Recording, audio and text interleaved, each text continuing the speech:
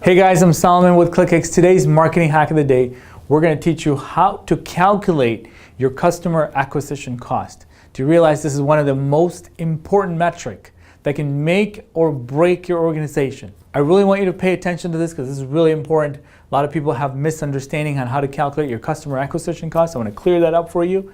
I drew this really nice long equation for you to figure out, so let's get right to it. Marketing Hack of the Day is brought to you by ClickX. All right, so what is customer acquisition cost, right?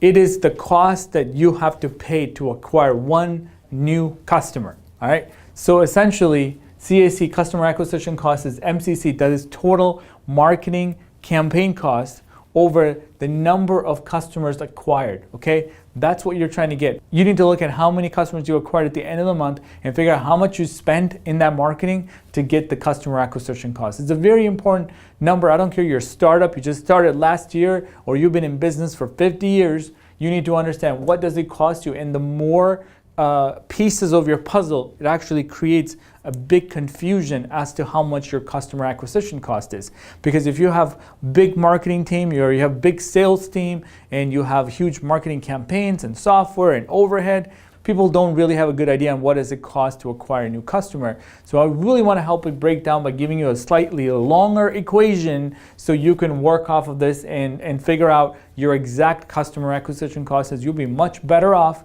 You'll know when to invest more, when to cut back, and you'll know what's working, what's not working. All right, so same exact equation. I just added a couple more pieces to this. So for customer acquisition cost, you have your total marketing campaign cost, and the W is what represents the wages. That means that's the people part, right? The wages that are associated with marketing and sales. So you gotta remember, this is your marketing and your salespeople, okay? Because they're in the picture as well, because for you to acquire a new customer, maybe you're not just a marketing organization, you have 3 or 4 or 50 or 100 salespeople or 1,000 salespeople that need to work for you to acquire the customer. And the S, as the ClickX, we're a platform company and we understand that that's software. That is a software number. You need to understand how much is software costing you, which should be only a small fraction of your marketing budget, I hope, like peanuts, all right? 0.0001.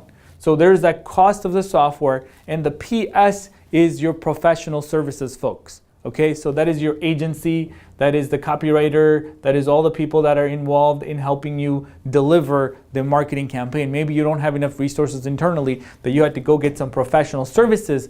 And lastly, you have your O, that is your overhead. So you need to understand what part of your overhead goes to your marketing and salespeople. And that's the big O over here at the end, because at the end of the day, if I just give you MCC over CA, most people miss the sales and marketing people, which, like I said, you're going to know how efficient your salespeople are by looking at this particular cost per acquisition. All right, so you need to make sure that the salespeople are part of the puzzle. Salespeople understand that, and at the same time, marketing people feel like they're excluded from the cost per acquisition. They feel like it's only a salespeople's job. The salespeople got to give me more deals. Marketing is just here doing some brand awareness. We got our email campaigns going. Everything's looking great. We got no new customers. Whose fault is that? Oh, it's the salespeople's fault.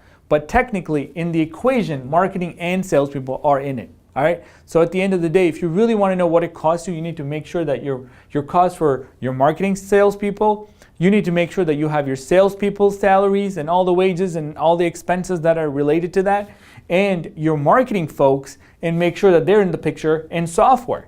Similarly, you might have sales software, maybe you have marketing software, maybe you have additional analytics software, right? That's like I said, this is a very important part to measure your CAC, so you might need to invest in more and more software. I understand that. And professional services, you have to find out, are those people delivering value for you and your organization? That's where the professional services is. And finally, your overhead. So if you want to cut, you need to start cutting across the board. Because this particular number, if you actually do the math, you do the exercise, you go through this and you add everything up and you look at the cost per acquisition, you may have a heart attack. It's very possible because you might be overspending, right? This number is very critical to the long-term sustainability of your business. What is MCC over CA?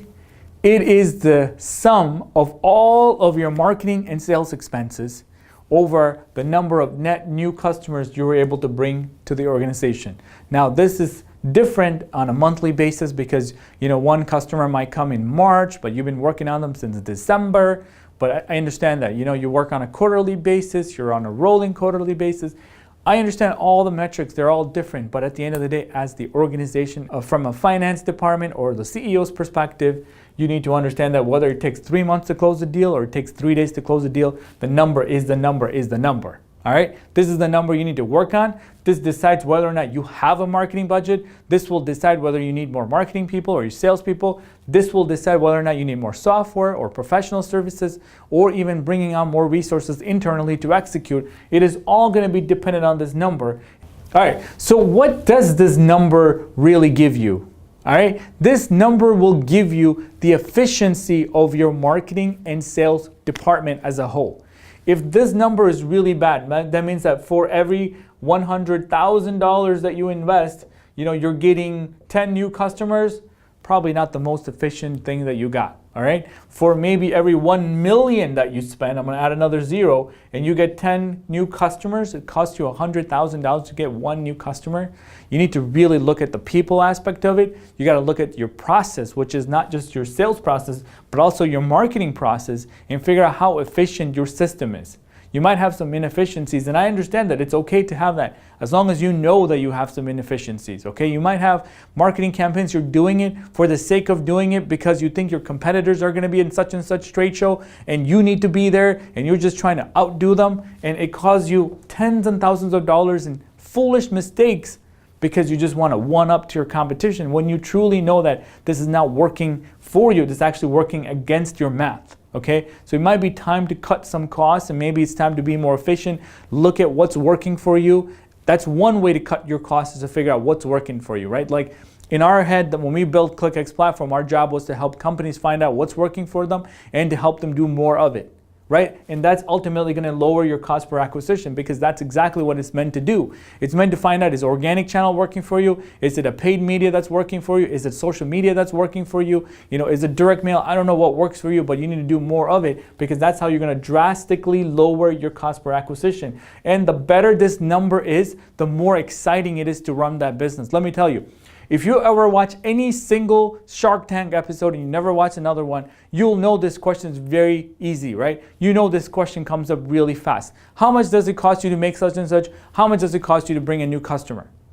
And when you have a company that has pre-revenue, they have no idea what it costs to bring a customer, they literally, every single one of them will say, I'm out of this deal. Every single one of the sharks will be out of that deal because they don't want to assume any numbers. They don't want to think that it's easier than what it is.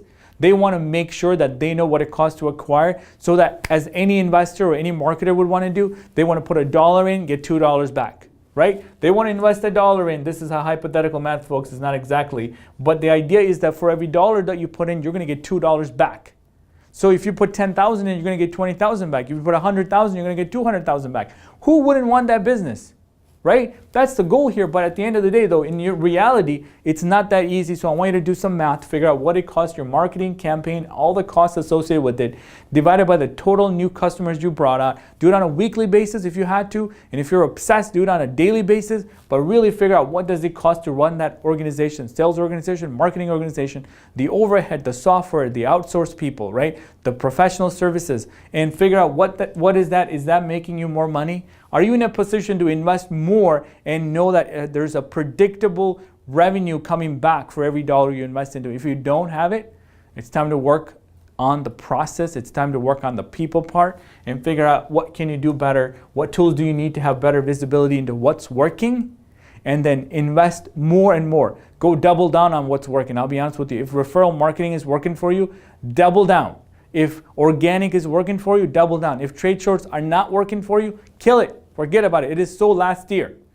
Decide that you're not going to invest into that because it's not helping our bottom line. Now you might be thinking to yourself, you know what, Salman, and maybe it does cost $100,000 for a new client, but you don't know my lifetime value of the customer. If you know that, that's a separate video I want to make about lifetime value and how do you calculate that. If that's you, that's perfect. I'm happy for you because you actually have your math in place, right? You understand that maybe investing $100,000, you're going to get $1 million back, so you're only spending 10% of it, and that means that you're getting 10x the return. That's amazing. I'm happy for you. I wish everybody's in the same place as you are. It's not. right? The reality is most people have no clue what their customer acquisition cost is, and they wouldn't even know how to figure out their LTV or their lifetime value of a customer. So I want to help every single marketer out there understand that this is a huge piece of your puzzle. If this number is alarming for whatever reason for your organization, then you need to work on improving your conversion rate. Conversion rate, not just the people that are filling out the form on your website, it's the people that actually filled out the contacts, you generate a contact, to close rate. And if you're looking to find ways to lower your CAC or customer acquisition cost, then you might want to look into inbound marketing. Maybe your organization is doing some inbound marketing, but you need to look at ways to generate more leads that are looking for what you do, right? To bring down that customer acquisition cost, because it costs 10 times more money to go out and create interest for someone who's not interested than to help someone who is already interested in what you're looking for. Lastly, I just want to end with this. I want you to master these marketing techniques, the marketing metrics, the sales metrics, the ultimate metric being customer acquisition cost, and you will become a much better, wiser, brighter, smarter, more efficient marketing organization or sales organization or just an overall organization, and you'll be much more profitable in the years to come, because the sooner you figure this stuff out, the more you'll be able to solve other challenges that may be facing your company. All right, I hope you got some insights. Thank you again for watching another edition of Marketing Hack of the Day. Oh, hi! Subscribe to our channel!